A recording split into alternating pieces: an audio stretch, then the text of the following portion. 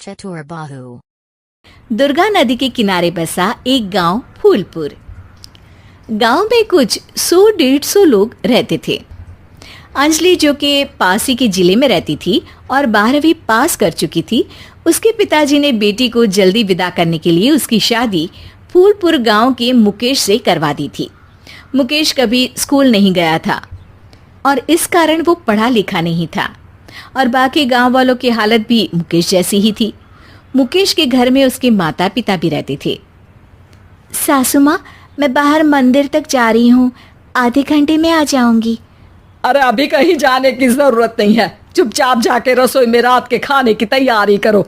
और ये घूंघट क्यों हटा लिया है तुमने? क्या पता नहीं कि इस गांव में औरतें बिना घूंघट के नहीं रहती? रात में अंजलि छत पर जाकर अपनी मम्मी से बात कर रही होती है। तभी गांव की 3-4 औरतें उसे देख लेती है और दरवाजे पर आकर उसकी सास से शिकायत करने लगती है। और क्या हुआ? अरे छत पे तो देखो, आपकी बहू मटक मटक के किसी से फोन पर बात कर रही है, दिन भर फोन पे लगी रहती है। अरे कल तो मंदिर के पास वो क्या कहते हैं, सेल्फी ले रही थी। शहर की बहू रखना अच्छा शान की बात है, पर देखना इसके लक्षण से ये तो तुम्हारे परिवार को बदनाम ना कर दे। ये पहली बार नहीं था जब सास से गांव के लोगों ने अंजलि की बुराई या शिकायत नहीं की हो। अब तो ये रोज की बात थी। अंजलि ये सब सुन लेती है। जब वो नीचे जाती है तो मुकेश भी वहां आ जाता है। सास कहती है, बेटा, लोग घर आकर शिकायत करने लगे हैं बहू के कामों की, देख लो। पति हो, संयम से रखो इसे।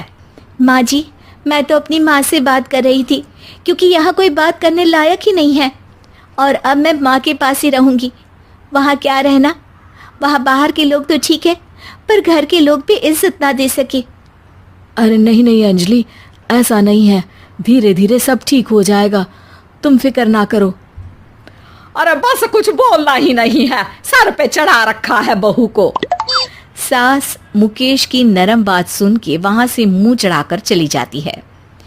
मैं तो कहती हूँ हम दोनों शहर चले जाते हैं। मैं पढ़ी लिखी हूँ, मुझे वहाँ नौकरी भी मिल जाएगी और थोड़े दिनों में आप भी वहाँ कुछ काम ढूंढ लेना। अरे नहीं नहीं अंजलि, हम यहाँ ना गांव का खेत, माँ पिताजी को छोड़कर शहर नहीं जा सकते। माँ पिताजी को कैसा लगेगा और गांव वाले क्या सोचेंगे?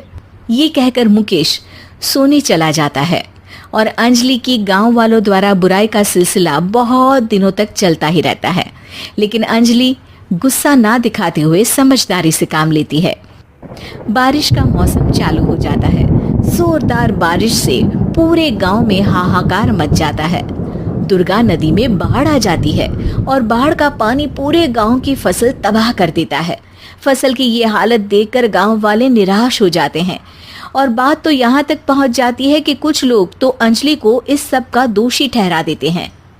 अरे पूरी फसल तबाह हो गई, पता नहीं किसकी नजर लग गई है।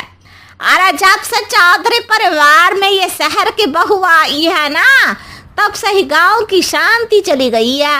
इसके कर्म कांड से माँ दुर्गा नदी भी खुश नहीं है।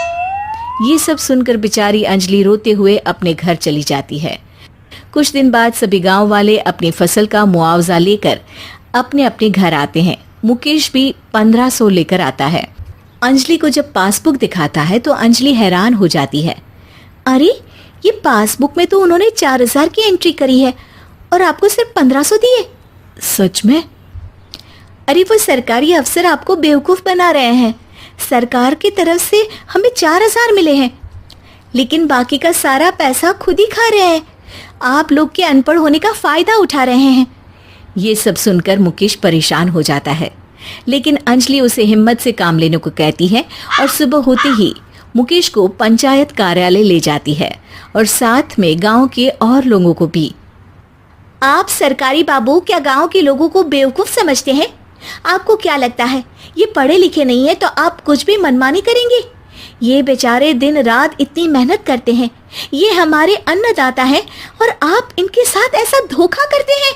अरे क्या बके जा रही है ये लड़की, किस धोखे की बात कर रही है? अपने कांड करके नदी माँ को नाराज करके हमारा नुकसान करके इसे चैन नहीं मिला क्या? सरपंच जी, इन सरकारी बाबू ने मुझे बेवकूफ बनाया है और मेरे हिस्से के पैसे खुद चट कर गए। बस ये सुनते ही सरपंच वहां से दुम दबाकर भाग जाता है। पता चलता है कि जनपद अधिकारियों ने गांव के सरपंच के साथ मिलकर सबके साथ धोखा किया है। सब लोगों का विरोध शुरू हो जाता है और आखिर में अधिकारी सब गांव वालों के हिस्सों के बचे हुए पैसे उन्हें लौटा देते हैं और कई दिन तक सरपंच गांव में लौटता ही नहीं। अंजलि, तुम नहीं होती तो हम गांव वालों को तो पता ही नहीं चलता कि ये हमें हर बार बेवकूफ बनाते हैं। हाँ अंजलि बेटी, हमें माफ कर दो। हम सब तुम्हें बुरा भला कहते रहे, लेकिन तुमने ही आज हमें बेवकूफ बनाने से बचाया है। हमें तुम पर गर्व है बेटी। अब समझ आया कि सरपंच तुमसे नहीं, तुम्हारे पढ़े लिखे होने से नफरत करता था। क्यों ना इस बार हम अंजलि को ही सरपंच पद के लिए चुन ले? क्या कहते हो गांव वालों? पढ़ी लिखी सरपंच। बस पूरा गांव अंजलि के लिए ताली बजाता है और अंजलि की सास उसे खुशी से गले लगा लेती है।